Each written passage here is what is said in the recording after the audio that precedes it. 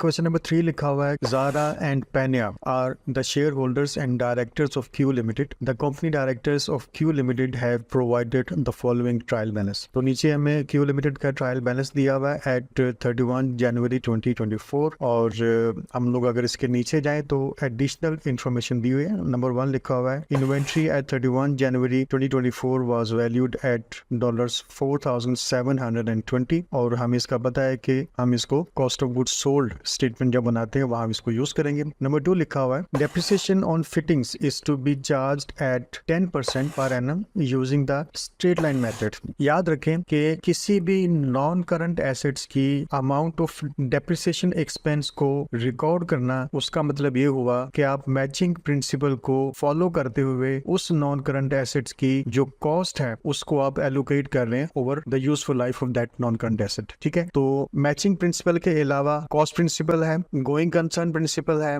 और conservatism principal है जिसको फॉलो किया जाता है डेप्रिसिएशन एक्सपेंस को रिकॉर्ड करने के लिए। चलें हम डेप्रिसिएशन एक्सपेंस को रिकॉर्ड करते हैं बिकॉज यहाँ पे लिखा हुआ है कि 10% per annum using the straight line method है, तो हम लोग 18,000 का 10% लेंगे जो कि 1800 आता है। ठीक है, अब नंबर 3 लिखा हुआ है कि payment for advertising $75 is outstanding at 31 January 2024। Outstanding का मतलब ये है कि ये जो एक्सपेंसेस है ये बेसिकली एक्रूड एक्सपेंसेस है, मतलब अनपेड एक्सपेंसेस है। और एक्रूड एक्सपेंसेस को, अनपेड एक्सपेंसेस को या आउटस्टैंडिंग एक्सपेंसेस को इनकम स्टेटमेंट में अपने बिजनेस का एक्सपेंस शो करने का मतलब ये है कि आप अकाउंटिंग का एक्रूअल प्रिंसिपल फॉलो कर रहे हैं कि आप जो कॉस्ट इनकर्ड हो चुकी है बिजनेस की तरफ से उसको आप रिकॉग्नाइज कर रहे हैं even the payment has not yet been made. अब चूंकि ये एक्सपेंसेस रिलेट करते हैं इसी अकाउंटिंग पीरियड में, सो हम $75 को ऐड कर लेंगे $5,400 में और टोटल एक्सपेंसेस अपनी इनकम स्टेटमेंट में शो करेंगे। नंबर 4 लिखा हुआ है, no dividends were outstanding at 31 January 2024। मतलब यह है कि कोई भी डिविडेंड आउटस्टैंडिंग नहीं था, पेएबल नहीं था by the end of 31 January 2024। Required में लिखा हुआ है, prepare the income statement for Q limited for the year ended 31 January 2024। इसका एक पूरा फॉर्मेट हमें दिया हुआ है, तो इसको स्टार्ट करते हैं रेवेन्यू से, देखते हैं कि रेवेन्यू कितना है। तो ये 78,000 है, इसको यहाँ पर लिख लेते हैं। अब इसमें से हम लोग लेस करेंगे कॉस्ट ऑफ सेल्स। सबसे पहले हम लिख लेते हैं ओपनिंग इन्वेंट्री जो कि 2,950 है, इसको यहाँ लिख लेते हैं। देन हम परचेजेस इसके अंदर ऐड करेंगे जो कि 38,200 है, इनको यहाँ लिख लेते हैं। तो ये ऐड करने के बाद टोटल बना 41,150 का। इसमें से सब्ट्रैक्ट कर देते हैं क्लोजिंग इन्वेंट्री जो कि है 4,720, इसको यहाँ पे लिख लेते हैं। और इसको सब्ट्रैक्ट करने के बाद जो अमाउंट हमारे पास बची वो है 36,430। ये बेसिकली कॉस्ट ऑफ सेल्स है, मतलब जो 78,000 का रेवेन्यू जनरेट हुआ है, जो सेल्स हुई हैं उनकी एक्चुअल जो अपनी कॉस्ट है वो 36,430 है। अब आप इन दोनों को आपस में सब्ट्रैक्ट करेंगे बिकॉज लिखा हुआ हमने कि लेस कॉस्ट ऑफ सेल्स को सब्ट्रैक्ट करने के बाद जो अमाउंट हमारे पास आई है वो है 41,570, जिसको कि हम ग्रॉस प्रॉफिट बोल देंगे। ग्रॉस प्रॉफिट में से जो बाकी के एक्सपेंसेस हैं वो हम लोग यहाँ पर सब्ट्रैक्ट कर लेते हैं। देखते हैं सबसे पहले कौन सा एक्सपेंसेस बनता है। तो ये है रेंट एंड इंश्योरेंस 10,600, इसको यहाँ पर रिकॉर्ड कर लेते हैं। Rent and insurance 10,600। देखते हैं नेक्स्ट। देन हमारे पास है डायरेक्टर्स सैलरीज जो कि 19,000 है, चलें इसको भी यहाँ लिख लेते हैं।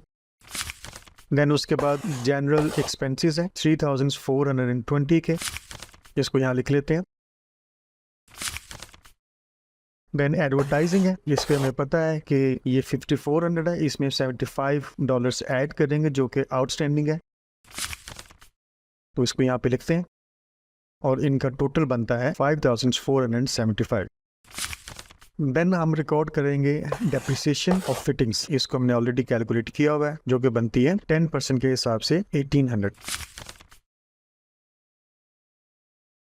देन उसके बाद हम इन तमाम एक्सपेंसेस को ऐड अप करके यहाँ पर इसको लिखेंगे जो कि बनते हैं 40,295। अब ये तमाम एक्सपेंसेस को सब्ट्रैक्ट किया जाएगा ग्रॉस प्रॉफिट में से, जो कि टोटल हमारे पास आ रहा है 1,275। ये बेसिकली जो अमाउंट है ये प्रॉफिट फॉर द ईयर है। ठीक है, याद रखें कि क्लोजिंग इन्वेंट्री को यहाँ पर रिकॉर्ड करने पर आपको 1 मार्क मिलेगा और 1 मार्क आपको एग्जैक्ट ग्रॉस प्रॉफिट कैलकुलेट करने पर मिलेगा। और ये 3 एक्सपेंसेस को आप जब प्रॉपर तौर पर यहाँ पर रिकॉर्ड करेंगे तो इन तीनों का 1 मार्क है। और उसके बाद एडवर्टाइजिंग जो कि एडजस्टमेंट में थी, इसको प्रॉपर यहाँ पर लिखने पर 1 मार्क मिलेगा इसको, यानी अगर आप सही कैलकुलेशन करते हैं। और इसी तरह डेप्रिसिएशन फिटिंग्स है, ये भी एडजस्टमेंट में शामिल थी, तो इसकी भी सही कैलकुलेशन करने पर आपको 1 मार्क मिलेगा और 1 मार्क मिलेगा सही profit for the year calculate करने पर, और यूँ आपके 6 मार्क्स सिक्योर हो जाएंगे।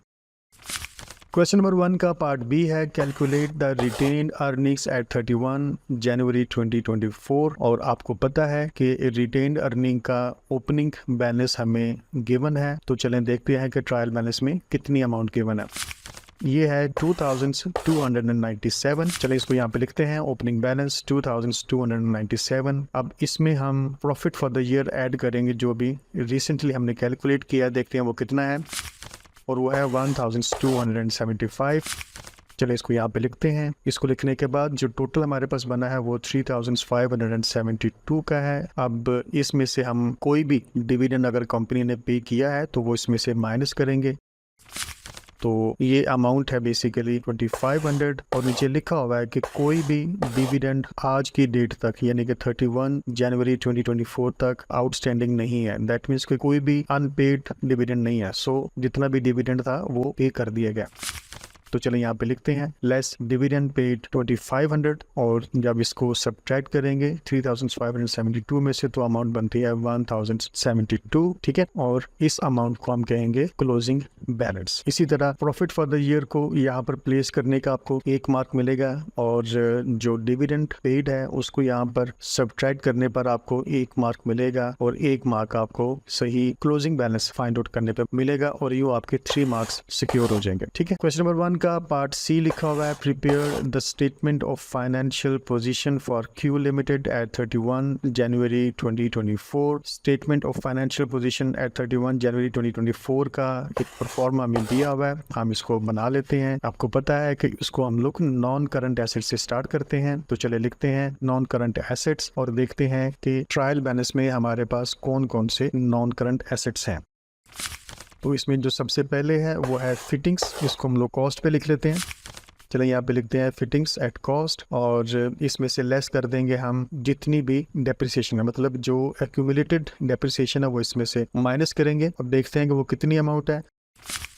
तो जो प्रीवियसली रिकॉर्डेड डेप्रिसिएशन है वो 5,400 है, और इस साल हम लोगों ने 1,800 की डेप्रिसिएशन कैलकुलेट किया, तो इन दोनों को यहाँ पर ऐड करते हैं और ये डेप्रिसिएशन बनेगी 7,200 की। ठीक है, इसको सब्ट्रैक्ट करते हैं और अमाउंट बनती है 10,800। अब हम जितने भी करंट एसेट्स हैं उनको रिकॉर्ड कर लेते हैं। तो सबसे पहले हम लिखेंगे इन्वेंट्री, देखते हैं इन्वेंट्री कितनी थी।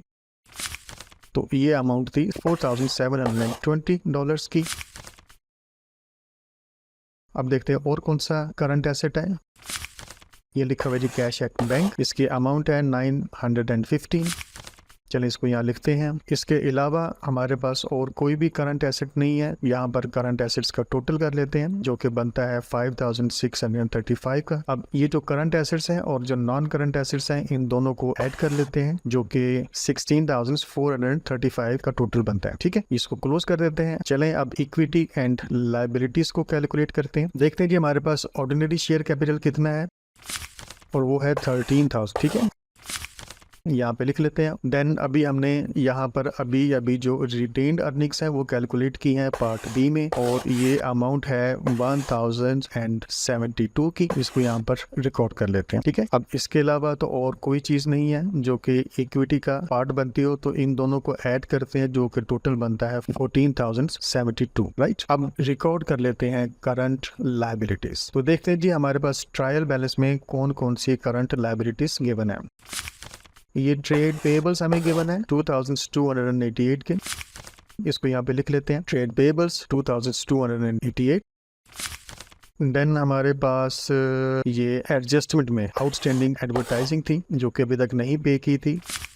हम इसको यहाँ पर अदर पेएबल्स में लिखेंगे आउटस्टैंडिंग एडवर्टाइजिंग जो कि $75 की है। इसके अलावा हमारे पास और कोई भी करंट लायबिलिटी नहीं है कुछ लिखने को, तो इन दोनों को टोटल करते हैं जो कि बनता है 2363 और अब इन दोनों अमाउंट्स को इक्विटी को और लायबिलिटीज को एड अप कर लेते हैं और ये बना 16,435 और देखें कि हमारी ये जो इक्विटी एंड लायबिलिटीज हैं ये मैच कर गई हैं हमारे एसेट्स के साथ। दैट मीन्स हमारा क्वेश्चन ठीक हो गया है और यहाँ पर एक मार्क आपको मिलेगा सही तरीके से एक्यूमुलेटेड डेप्रिसिएशन लिखने पर, एक मार्क आपको मिलेगा नॉन करंट एसेट्स का सही टोटल लिखने पर और एक मार्क मिलेगा आपको जितने भी करंट एसेट्स हैं उनका सही टोटल करने पर और एक मार्क आपको मिलेगा रिटेन्ड अर्निंग्स को यहाँ पर एग्जैक्ट पोस्ट करने पर और एक मार्क आपको यहाँ पर चूंकि ये एडवर्टाइजिंग आउटस्टैंडिंग थी इसको यहाँ पर लिखने का एक मार्क मिलेगा कि आपने यहाँ पर इसको पोस्ट कर दिया है और एक मार्क आपको सही जो करंट लायबिलिटीज का टोटल है 2363 का वो लिखने का यहाँ पर मिलेगा। ठीक है, और यूँ आपके मार्क्स सिक्योर हो जाएंगे।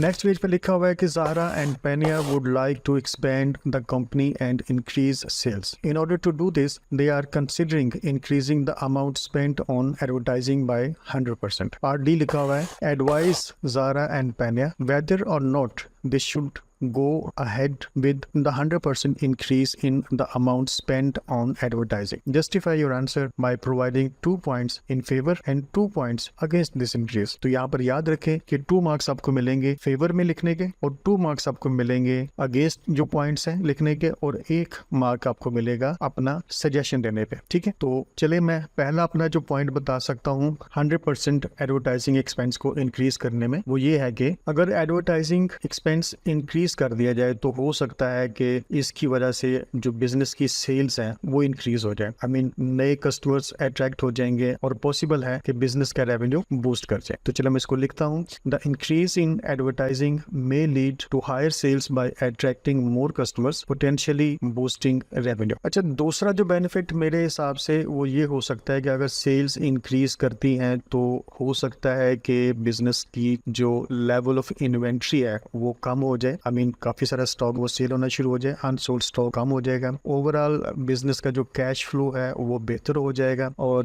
बिजनेस की जो एफिशिएंसी है वो बेहतर हो जाएगी क्योंकि जब कैश का इनफ्लो अच्छा खासा हो जाएगा तो ओवरऑल बिजनेस की जो एफिशिएंसी है वो बेहतर हो जाएगी। तो चले मैं लिखता हूँ, if sales rise it could help reduce the level of inventory improving cash flow and overall efficiency. ठीक है, अच्छा अगर मैं इसके अगेंस्ट पॉइंट देना चाहूँ तो मैं ये देखूंगा कि कंपनी का जो प्रॉफिट फॉर द ईयर है वो ऑलरेडी काफी लो है। अगर कंपनी एडवर्टाइजिंग एक्सपेंस को 100% इंक्रीज करेगी तो हो सकता है कि कंपनी इन एक्सपेंसेस को पूरा करने में काफी स्ट्रगल करे। ठीक है, तो जो कि एक बैड सिचुएशन क्रिएट कर सकता है। तो मैं इसको यहाँ पे लिख लेता हूँ, the company may struggle to afford the increased advertising cost specially since the current profit margin is relatively low. अच्छा, दूसरा पॉइंट मेरे हिसाब से ये हो सकता है कि इसमें कोई गारंटी नहीं है कि अगर आप अपनी एडवर्टाइजिंग कॉस्ट को 100% इंक्रीज करते हैं तो सेल्स लाजमी इंक्रीज करेंगे। अगर बिजनेस की स्ट्रेटेजी फेल हो जाती है तो हो सकता है कि बिजनेस के जो प्रॉफिट्स है वो और भी कम हो जाए और ये भी हो सकता है कि हायर एक्सपेंसेस की वजह से लॉस हो जाए। तो चलो इसको मैं अगर लिखूं तो मैं ऐसे लिखूंगा, there is no guarantee that sales will increase and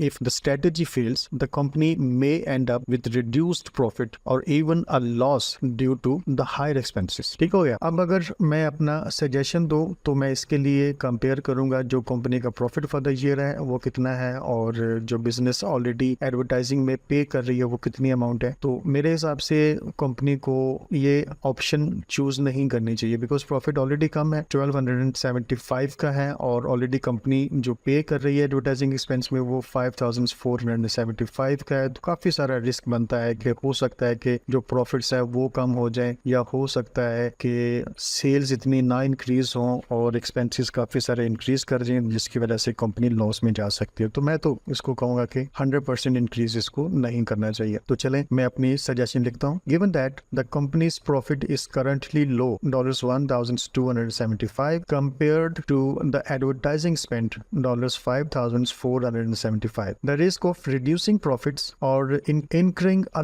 loss is significant if sales don't increase as expected. So I would not recommend to increase the amount spent on advertising by 100%. ठीक हो गया। अब जैसे मैंने आपको पहले बोला था कि 2 मार्क्स आपको मिलेंगे फेवर में लिखने पर और 2 मार्क्स आपको मिलेंगे अगेंस्ट लिखने पर और 1 मार्क आपको मिलेगा जस्टिफाई करने पर, यानी कि अपनी सजेशन देने पर। यूँ आपके 5 मार्क्स सिक्योर हो जाएंगे। ठीक हो गया जी।